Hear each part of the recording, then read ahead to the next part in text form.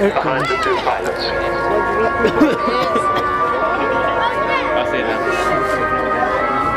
Here she is then, in her last ever flying display season. When this aeroplane lands in October, you will never see another Vulcan fly again.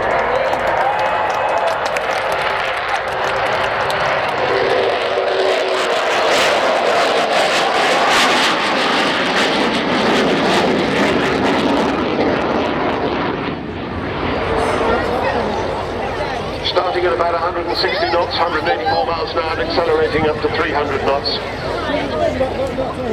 And pulling away off to our left to come straight in from the far side of the airfield. And the noise there coming from 4 Rolls-Royce Bristol Olympus engines, 202 engines. 16,500 pounds of static thrust each, total of about 65,000. The same engine, a later model, was the engine that powered Concorde. Of course, the Concorde ones had reheat. This was not a supersonic aeroplane, drawn on a scruffy piece of paper in 1946 by the man who designed the fantastic Lancaster, Roy Chadwick. He died in 1947 in a crash, and he never saw his brilliant design fly. Nor did he see it become the first successful operational delta wing aircraft in the world, rather like R.J. Mitchell not seeing his Spitfire into RAF service. So watch now as Bill Ramsey takes the aircraft into a spiral climb.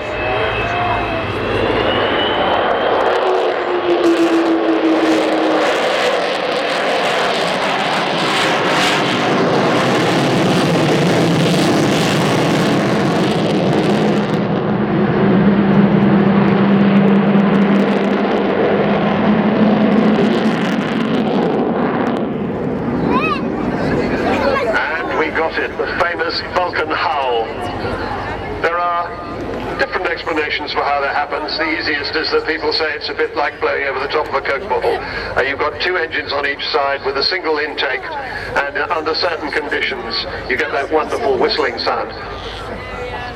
She's getting her wheels down now. She's not going to land here. The runway's not long enough, but we will see her fly by with her wheels down. So you get to see the 18 wheels of the aircraft, 16 in the main undercarriage and 2 of the nose wheel. So the RAF got its first Vulcan in 1956. It had been designed with the Valiant and the Victor to carry the British nuclear deterrent during the Cold War. Last year it was 25 years since the fall of the Berlin Wall and the collapse of the European communist regimes, which eventually ended the Cold War, and this aeroplane was a significant player in that ending of the Cold War. Coming up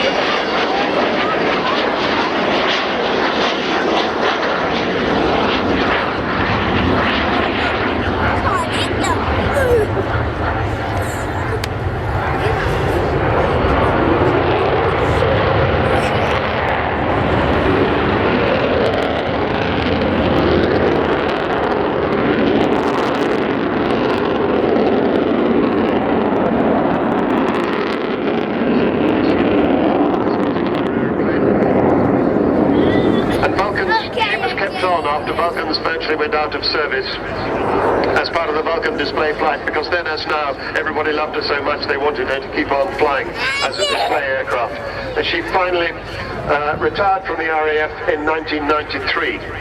Now, as she comes by this time, watch for the bomb doors opening, and you'll see that capacious bomb bay that carried 21 1,000-pound bombs. So Jonathan Lazari, the AEO, is opening the bomb bay as she goes by. And that, of course, is the heart of the bomber. And that was the bomber that Martin Withers, sitting in the right-hand seat today, took the more than 7,000 miles down to the Vulcan Islands from Ascension Island, 7,000 miles round trip. He was supported by 11 Victor tankers, and he had 18 refuelings in order to get that bomb load to the Vulcan Islands and bomb the runway at Port Stanley. He dropped all 21 1,000-pound bombs, and they hit the runway with 2, and that was about par for the course that they were supposed to do. And they eventually got back Martin Withers was awarded the DFC, and it was a turning point in the Falklands War. It gave the Argentines pause for thought. They didn't station their fast jets on the Falkland Islands, which was significant in the prosecution of the war.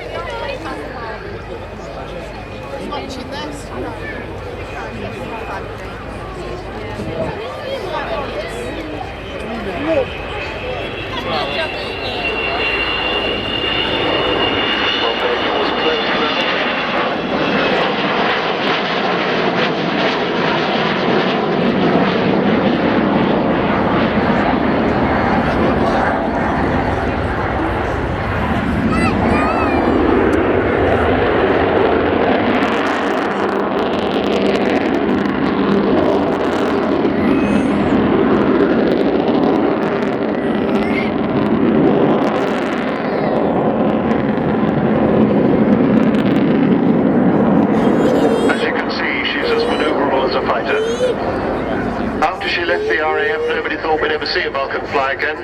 But they didn't. They counted without two people in particular, but lots of others. David Walton, who bought this aeroplane, and all the spares, and Dr. Robert Fleming, who eventually formed what is now the Vulcan to the Sky Trust. And she eventually flew again in 2007, so 8 years ago. It's been an extraordinary, there's always been the problem of money. And now this has become her last year because the three technical authority companies that have to be, by regulation, looking after her, or rather not looking after, but certificating her, have decided that they can't afford to support her anymore. So at the end of the year, she will land and there will never be another Vulcan flying again. And interestingly, there will also never be another British-built four-jet aeroplane flying again. That's how significant she is. And she's going to have a fantastic season this year. Lots of exciting dates already lined up.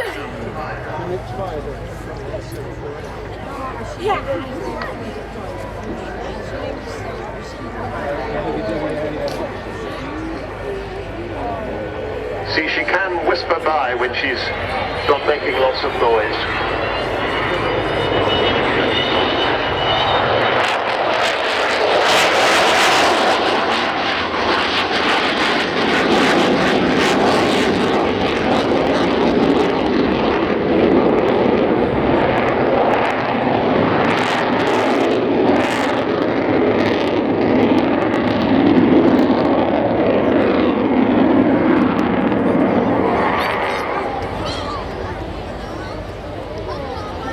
Well, Bill Ramsey has done a slightly different display, but I rather fear that was the last pass. And so, as I said, if this is your only air show of the season, then that will be your last sight of Vulcan flying. I can only suggest that, as the great Dr. Seuss said, the man who wrote those wonderful children's books, Cat in the Hat and How the Grinch Stole Christmas, he said,